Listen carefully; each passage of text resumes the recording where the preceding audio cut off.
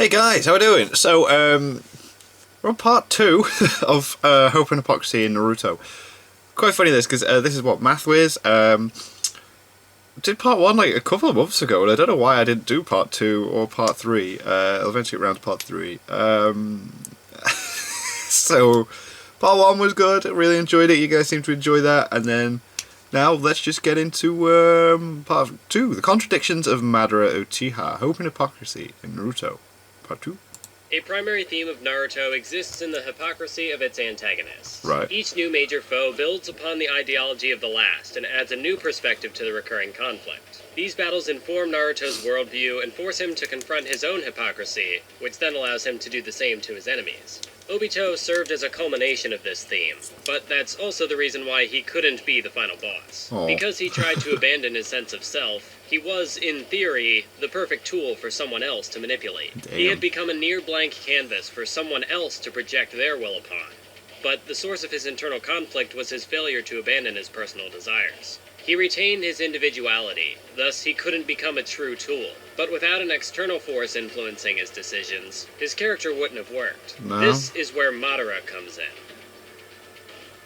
If Uchiha. Obito was the final form of Naruto's hypocrisy, someone who had unknowingly fallen victim to the same principles that plagued the whole of Shinobi, Madara was the response to this theme. Right. He wasn't without his own contradictions, which I'll elaborate on later, but he was able to recognize hypocrisy as an unavoidable facet of the Shinobi world. Obito's offshoot interpretation of the infinite Tsukuyomi was a selfish escape from the harshness of reality. He had personally been dealt a bad hand, Yep. and so he made a relatively shallow assumption that the entire world was a living hell that should be rejected. I say shallow not because his conclusion was illogical or inconsistent, but because he didn't have the same wealth of experience that someone like Madara had. Yeah. Obito may have grown up knowing only war, but he was a mere teenager when he forsook the world. Yeah, he was only young, Madara right? had lived through a similar childhood of war, but he was able to mature and even experience more a period of experience, peace as an adult. It was only after he saw the flaws of this so-called peace that he deemed the world a lost cause and pursued the infinite Tsukuyomi.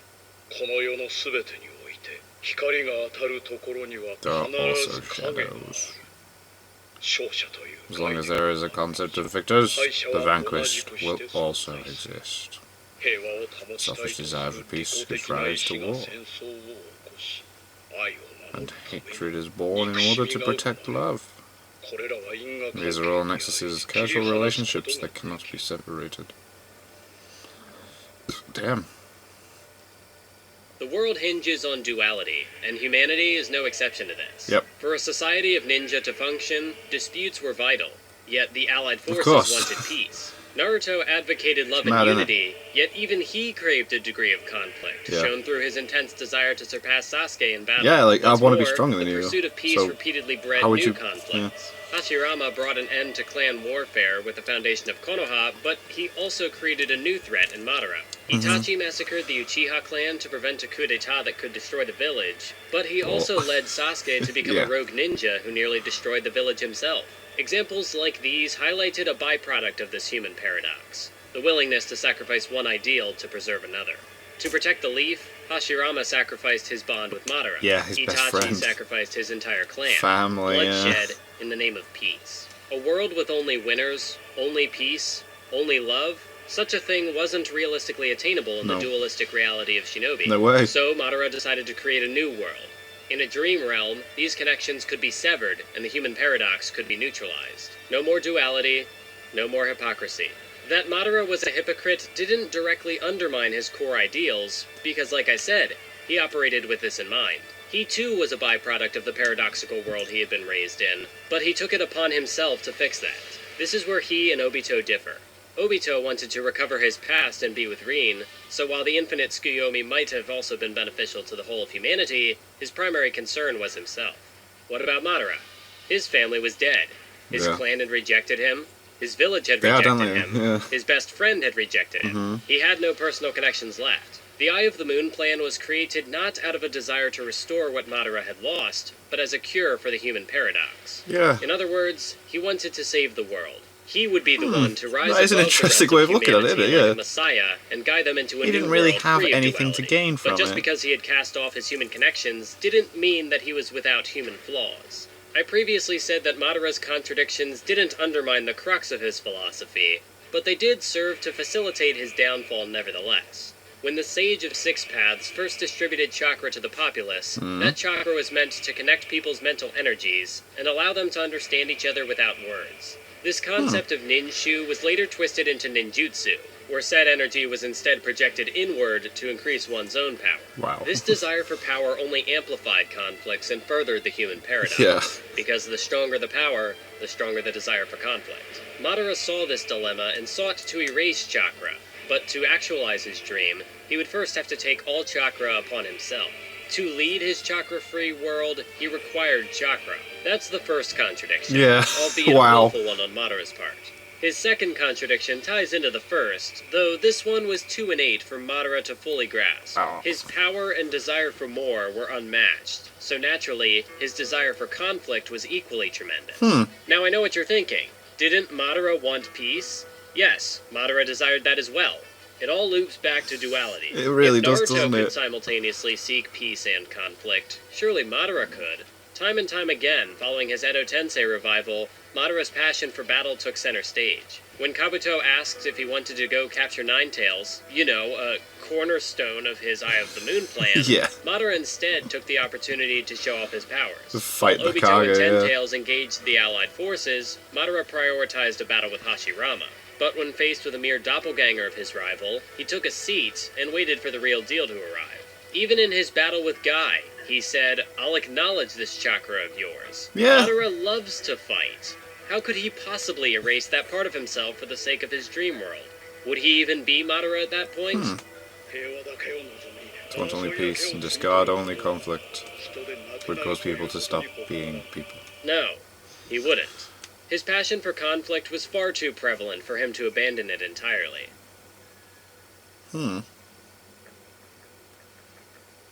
His third and final contradiction was foreshadowed in his backstory, though this one was a bit more complicated than the rest. Right, For what's starters, Madara and Hashirama were reincarnates of Indra and Ashura, the two sons of the Sage of Six Paths. Their dynamic directly paralleled that of Naruto and Sasuke, so I think it's best to explore the failings of the former through the failings of the latter. When Naruto and Sasuke clashed at the end of Part 1, Naruto demanded that Sasuke acknowledge him as an equal, but he contradicted himself when he tried to enforce his will on Sasuke. Yeah. You're coming back to the leaf with me, and that's final. That's not equality, No, that's that's- dominance. yeah, you're forcing and so it. the two failed to compromise. Similarly, during the formation of the Leaf Village, both sides of the conflict, save Madara and Hashirama, demanded Senju dominance. So once again, there was no compromise. This cooperation was merely a quieter form of conflict, as Madara put it. So after witnessing this flawed peace, he concluded that true understanding was a fantasy, and abandoned the very village he had worked so hard to create. Damn. He later returned only to wage war against Hashirama. And this leads me to perhaps the most important detail of Madara's characterization. His back. てめえ俺の後ろに立ってわざと気を散らしたなこら後ろに立たれんと Almost every 正面が time 止ま he る when 戦 someone's 車に standing なってる behind んだよ him. 俺は Yeah, that's where he was stabbed, yeah. Madara had a complex about people standing behind him, something which was undoubtedly the result of his tragic upbringing. Once his family was gone, he was alone with no one he could trust to watch his back. No one to watch over No him, one yeah. but Hashirama. The two managed to rekindle their friendship for a time, but when Madara went rogue, Hashirama was forced to betray that trust and literally stab his former friend in In the back, yeah. These two men who had attempted to use their power to foster empathy had now been divided through battle. Madara's solution was to remove chakra from the picture, but the irony of all this is that, by starting the war along with Obito, he became the threat the world needed to unite under the same shinobi. Yeah. He concluded that chakra created only conflict, but he failed to realize that fighting was a bond in and of itself. This applied not just in the face of a common enemy with the fate of the world at stake, but way back in the early days of the series as well. When Sasuke first fought Naruto, he stated that shinobi of a high enough level could read each other's thoughts through no more than a trade of blows. And when the two clashed again after the Five Kage Summit, Oh, God, they were yeah. able to convey an entire conversation through a single exchange. Through just Great fighting, ninja yeah. like Naruto and Sasuke converse through battle and compromise through conflict. Therefore, by leading a chakraless world with chakra, Madara would be cutting himself off from that world. This connects to why he couldn't be Hokage. Naruto said in his confrontation with Obito that the Hokage is the one who walks ahead of his comrades, but Madara refused to let anyone stand behind him, and if he wouldn't let anyone follow him, he couldn't lead anyone. Yeah. He couldn't walk in the front. That is interesting. The mistake he and his rival had made was that they didn't cultivate those who would come after them.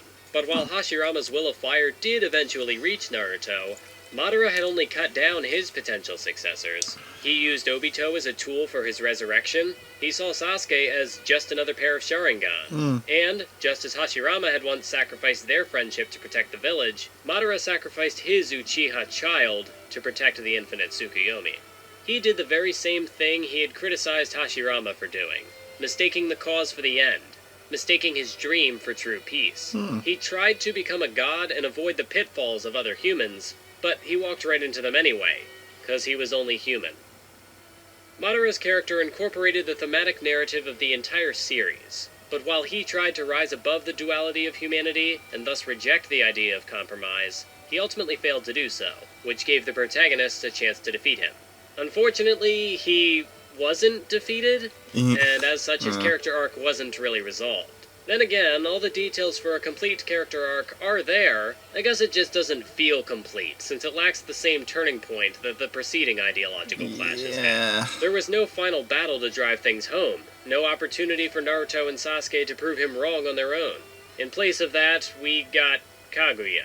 This is the part where I say Kaguya ruined the ending of Naruto.